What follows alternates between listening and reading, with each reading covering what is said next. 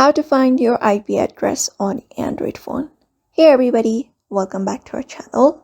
In today's video, we will be guiding you to find your IP address on Android phone. So without any delay, let us show you how you can do it easily and get started. For that, you can open up your Android device, and once you've opened up your app, you can head over to the main settings of your device, and this will pop up on your screen.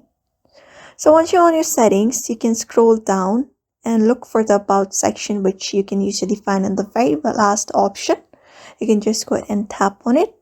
Once tapped on it, you'll be finding your phone's information here.